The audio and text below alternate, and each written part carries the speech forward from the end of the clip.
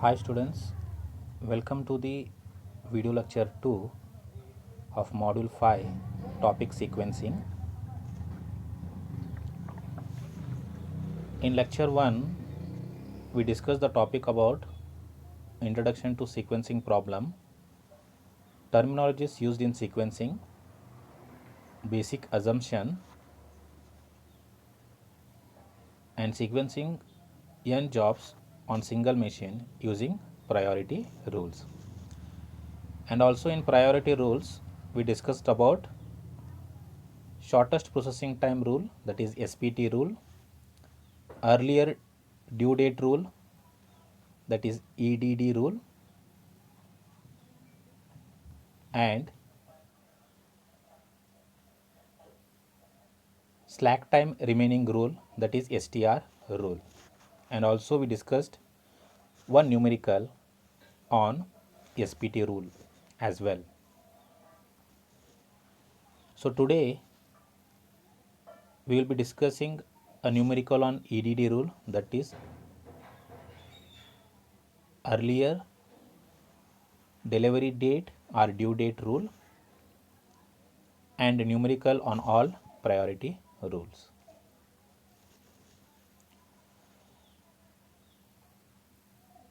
So the problem is, below table gives the details of 8 jobs and we need to use EDD rule to obtain optimal sequence, completion time of jobs, mean flow time, average in process inventory, lateness of various job, and number of jobs actually late.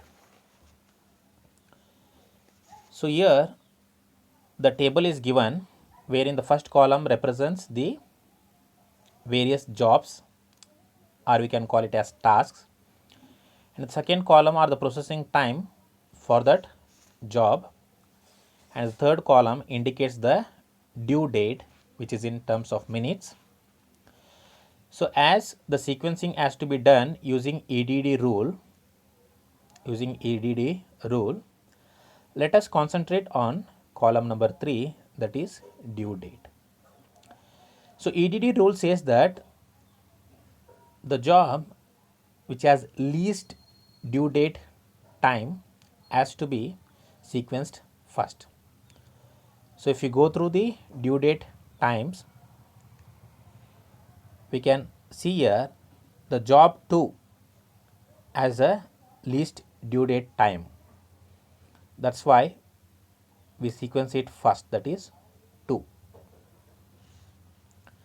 And later we need to search for next least time.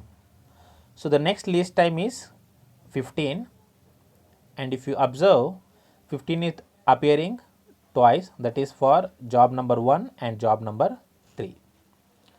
Also in assumptions we have seen that the first job, that is earlier job, has to be sequenced first.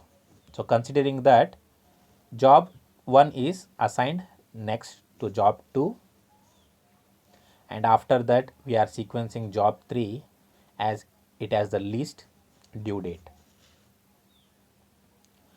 Similarly, the next least due date time corresponds to job number 5, that is 20 minutes. So we are sequencing it after 3, and the next least due date time is 25, which corresponds to job number 4. So we are sequencing it after 5. So after 25 the next least time is 40, which corresponds to job number 6. So after 4 the job 6 will be sequenced, and finally the 7 and 8, which has the least 45 and 50 minutes respectively, that's why it is sequenced after 6, that is 7 and 8. Hence the optimal sequence as per EDD rule will be 2 1 3 5 4 6 7 8. So So the next what they have asked is completion time of these jobs. So it is similar to what we have done in SPT rule, that is the time taken for job 2 is what, 8 minutes. So you have taken it as 8, and the time taken for next job, that is 1, is how much, 5. So we need to add 8 plus 5 for the completion time of job 1. So we'll get 13. Similarly for job 3, the completion time, the processing time is 6. So the completion time will be 13 plus 6, which will be equal to 19. And correspondingly the completion time for job 4, job 6, job 7, job set will get as 29, 32, 46 and 53 and 56 minutes respectively. Now let us go to mean flow time. In mean flow time, the formula says that it is summation of completion time of all jobs. I again repeat, it is a summation of completion time of all jobs divided by number of jobs. So which will be 256 divided by 8, which will be equal to 32 minutes. So next we need to identify the average in process inventory. So as in case of SPT rule, here also in ADD rule.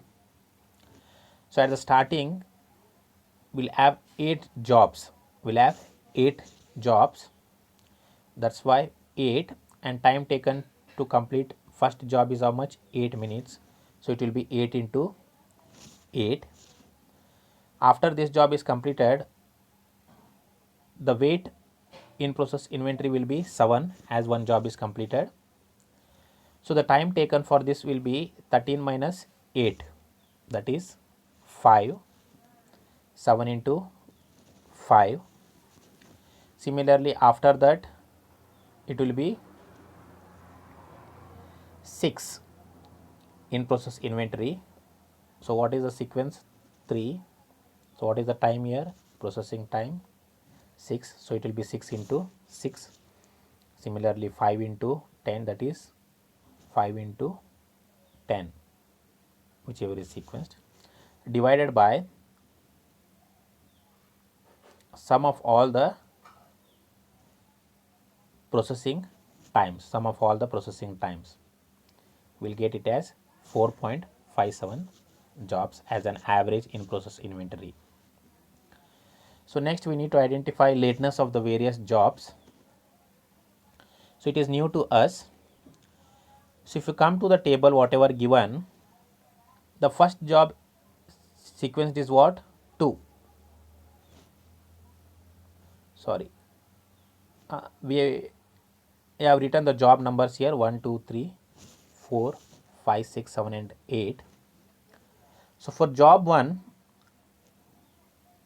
due date is 15 minutes, but for job 1 the completion time is how much, 13 minutes.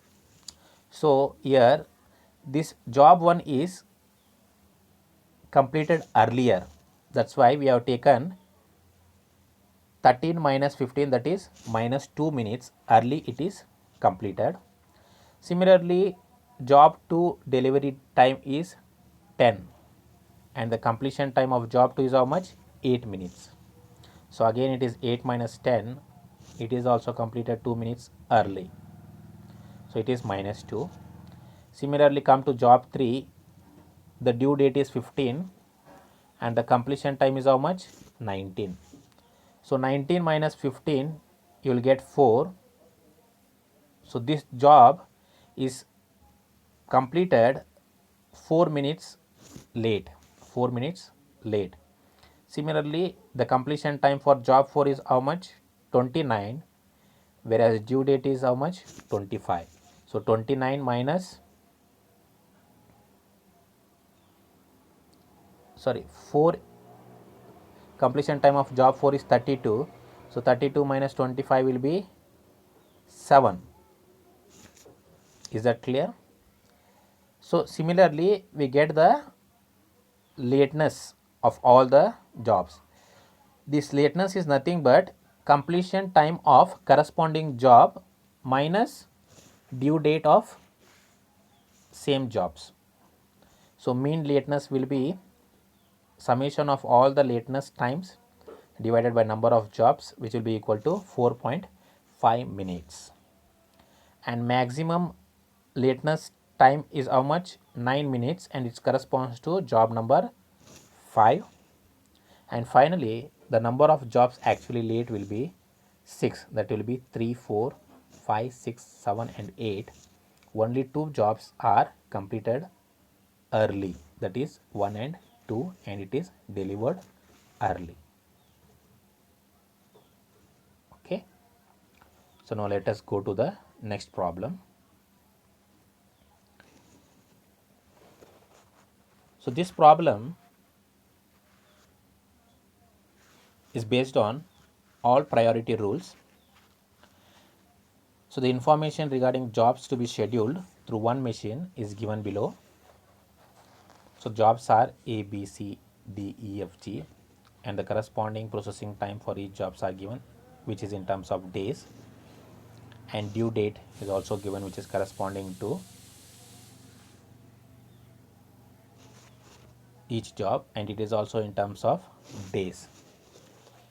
So here we have come across one new term, that is first come first served, FCFS schedule, and remaining are SPT rule, STR rule and EDD rule. And what are the mean flow time for each of these schedules above need to be calculated also. So now first let us go to first come first served schedule. So as the name itself indicates, first come first served schedule, the jobs are sequenced according to the first come first serve, that is A, B, C, D, E, F, G. So here we have given machine in and out. So the job 1 will enter at 0 minute and will come out after the processing time. So processing time of job A is 4, so it is 4 here. So now job B will be started at 4th minute, that is after completing job A. So the processing time of B is how much? 12. So this 12 plus 4 will be 16 minutes. So the job B will come out of the machine at 16th minute and C will enter the machine, or the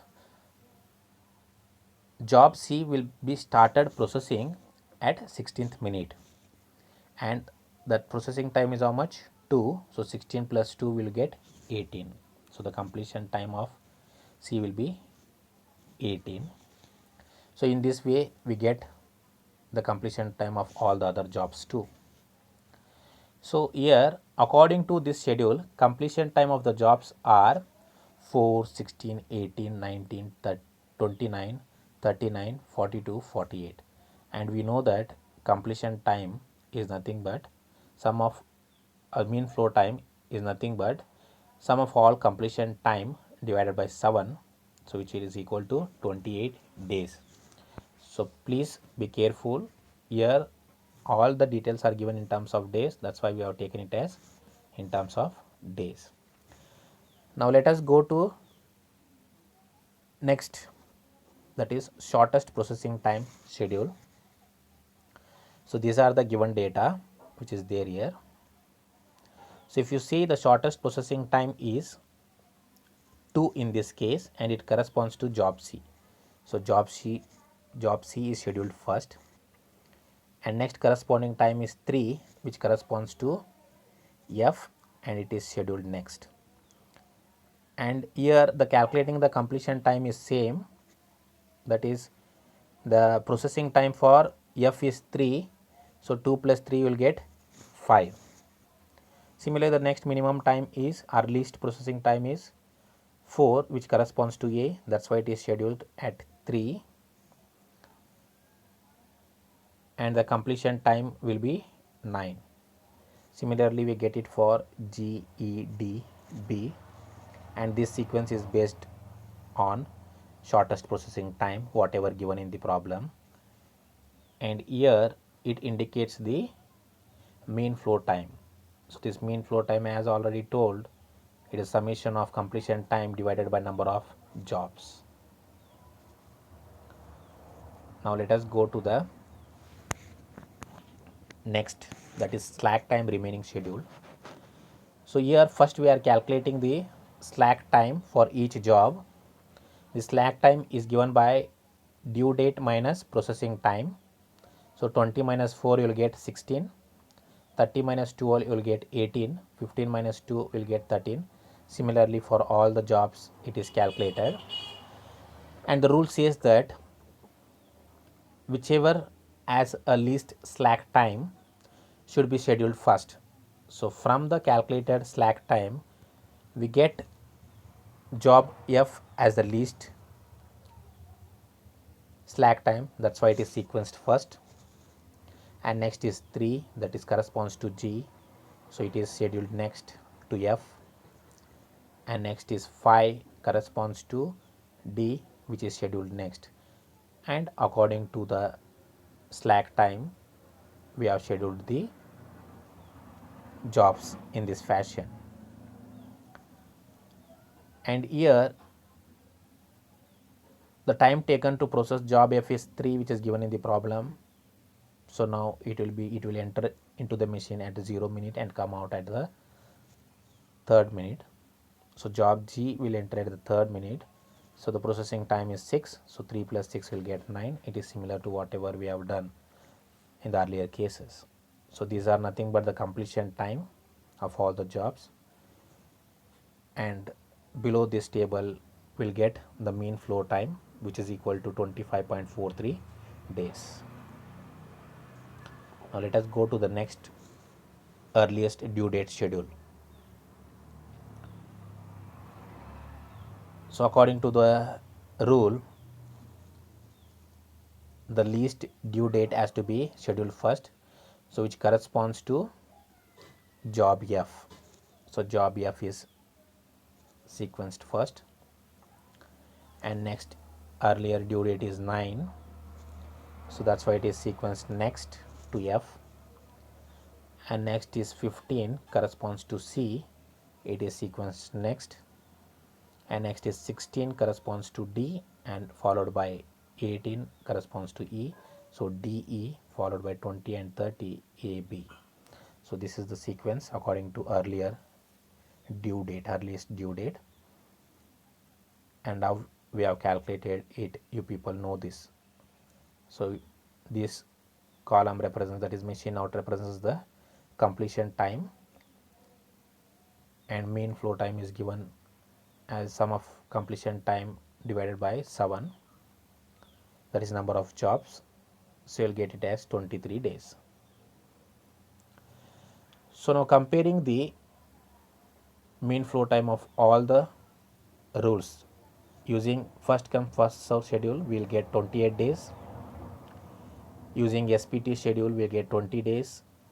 Using STR schedule we get 25.43 days, and using EDD schedule we get 23 days. So comparing these three, we conclude that using SPT rule the mean flow time is minimum for this particular problem. Thank you, students. So I'll meet you in the next lecture in the coming sessions.